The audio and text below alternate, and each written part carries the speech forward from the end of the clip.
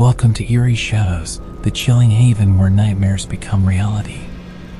Step into the realm where darkness prevails and terror lurks at every corner. Brace yourself for a bone-chilling journey through the realms of the unknown as we unearth spine-tingling tales and chilling tapes that will send shivers down your spine. But before we delve into this terrifying realm, make sure you subscribe to our channel and turn on notifications so you don't miss any single bone-chilling episode of horror, suspense, and the unknown. But remember, once you enter the world of Eerie Shadows, there's no coming back. So, let's get started.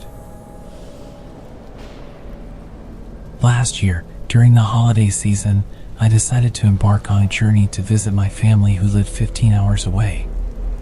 Normally, I would tough it out in one long drive, but this time, the early snowfall made driving slower and more treacherous. Knowing that I wouldn't be able to make it all the way without rest, I made the decision to stop at a hotel along the way. I didn't book anything in advance, instead planning to pull into whichever place had a room available. As I set off on my journey, the snowfall intensified the further I drove. Despite the roads being clear, everyone was cautious, making the progress slow. 8 hours into the drive, I looked at the map and realized that I hadn't even reached halfway yet. Frustration started to set in as I realized that I was far behind schedule. By 9 p.m., I was only halfway to my destination, and it seemed like I had a long way to go. Although the snow had lessened, the roads were still coated due to the lack of plow trucks. Determined to make progress, I pressed on until midnight before finally deciding that I needed some rest. I pulled off at the next exit and found a small motel. The place looked worn down, with dim, half-burnt lights that gave it an eerie atmosphere. As I approached the reception area, I noticed a sign indicating that the staff would return in 15 minutes. I hesitated, feeling a sense of unease about the timing. Surveying the empty parking lot, a chill ran down my spine. It seemed abandoned, as if no car had ever been parked there before. Growing increasingly wary, I returned to my car and contemplated my next move. Exhaustion was taking its toll on me, and I knew I couldn't keep driving without some sleep. Reluctantly, I decided to take a chance and try to get some rest in my car. Little did I know that this decision would soon lead to a terrifying ordeal. I had just managed to drift off to sleep when I was abruptly startled awake by movement outside. My heart raced as I peered through the window, only to lock eyes with a man who seemed to be lurking nearby. Panic surged through me as I saw him signal for another person who emerged from a truck parked nearby. In that moment, it became clear to me that these individuals had sinister intentions. I knew I had to act quickly to protect myself. With adrenaline coursing through my veins, I mustered all my strength and managed to maneuver my car to escape their clutches. They desperately tried to break into my car, but I managed to elude them, speeding away as they gave chase. It was a harrowing experience, one that left me shaken to my core. Looking back on the incident, I couldn't help but realize how fortunate I was to have survived unscathed. It was a stark reminder of the importance of being cautious and vigilant, especially when traveling alone. Falling asleep in that deserted parking lot was a mistake I wouldn't repeat, as it could have led to unimaginable harm. The encounter with those menacing individuals served as a powerful lesson learned in the most terrifying way possible. It reminded me of the importance of personal safety and the need to be prepared for unexpected situations. From that day forward, I vowed to always prioritize my well-being and take necessary precautions, ensuring that my travels would be as safe as possible.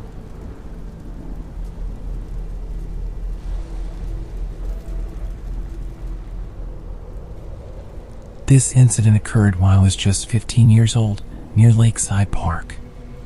It was a chilly winter's day when my father and I embarked on a drive to our cabin. Lakeside Park held a special place in my heart, as I had spent many summers there, captivated by its natural beauty. Our cabin, situated by a large lake, was a peaceful retreat, approximately a 30-minute drive from the nearest town. During the summer, The park bustled with activity as people flocked to enjoy the lake, but in the winter months, it transformed into an eerily quiet place, with most cottages boarded up. Our cabin was nestled on a dead-end road, surrounded by majestic pine trees draped in a blanket of snow. It was a secluded spot, with only a few neighbors scattered along the road. One February weekend, my dad needed to do some painting at the cabin, and I eagerly tagged along to keep him company. The journey to the cabin took longer than expected due to heavy snowfall, and by the time we approached the park, darkness had enveloped the landscape. As we cautiously navigated through the dark, silent park, our headlights cutting through the falling snow, a sense of anticipation and adventure filled the air. Finally turning onto our familiar road, we noticed fresh tire tracks leading ahead. "The Smiths must be up for the weekend," my dad remarked, recognizing the distinct markings left by their vehicle. As we followed the fresh tracks around a bend, our headlights suddenly illuminated a white van parked by the roadside, almost blending into the snow-covered trees. Two figures sat inside the van, their silhouettes barely visible through the fogged-up windows. A strange and unsettling feeling washed over me, and I couldn't help but feel a sense of unease. Even after reaching the safety of our cabin, nestled amidst the serene winter landscape, I couldn't shake the nagging feeling that something was off. That night, as I sat in the dimly lit living room, engrossed in a book, an eerie sensation suddenly crept over me. It felt as though invisible eyes were watching my every move. Startled, I glanced towards the window, and that's when I saw them. Two shadowy figures were lurking near the back porch, hidden in the darkness. Fear coursed through my veins as I realized we were not alone. In a state of panic, I mustered the courage to crawl to my dad's room and woke him from his slumber. By the time my dad reached the window, the figures had vanished into the night, leaving behind only faint footprints in the freshly fallen snow. Concerned but calm, my dad decided to investigate the area surrounding the cabin, searching for any signs of a potential threat. His findings were unsettling, as he discovered additional footprints and evidence of a possible attempted break-in. We speculated that these individuals were potential burglars, targeting the few occupied cabins in the area, taking advantage of the isolated winter setting. The next morning, my dad promptly reported the incident to the local authorities, who were already investigating a series of break-ins in the vicinity. However, the question lingered in our minds: why would anyone target a cabin that was clearly inhabited during the winter months? The mystery surrounding their motives remained unanswered, leaving us with a chilling reminder of the dangers that can lurk in the shadows of winter. It served as a stark reminder to always remain vigilant and take necessary precautions, even in seemingly peaceful and secluded environments.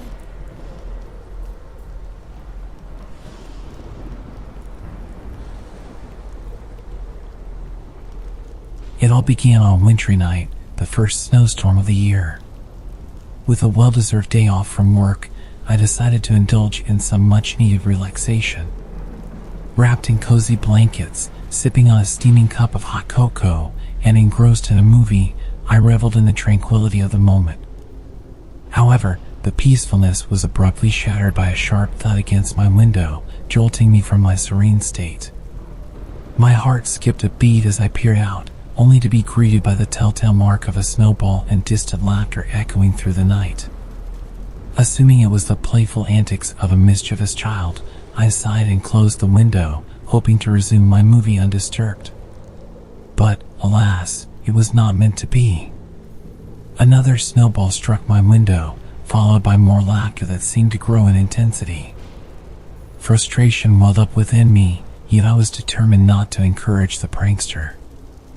I chose to ignore the disturbance, hoping that it would eventually cease. However, the following night brought an escalation in the assault. Startled awake from a restless sleep, I hurriedly opened the window to investigate. In the dim moonlight, I caught a fleeting glimpse of a figure darting away into the darkness. Driven by a mix of frustration and curiosity, I made a spur-of-the-moment decision to chase after the elusive prankster. Following the trail of footprints left in the freshly fallen snow, I ventured deeper into the night. As I pressed forward, the footprints led me to a somber sight, a majestic sycamore tree adorned with a profusion of white flowers and a weathered wooden cross. It became clear that this was no ordinary tree. It stood as a haunting memorial to a tragic car crash that had occurred in the past. The weight of the realization sent shivers down my spine, and an unexplainable sense of foreboding enveloped me.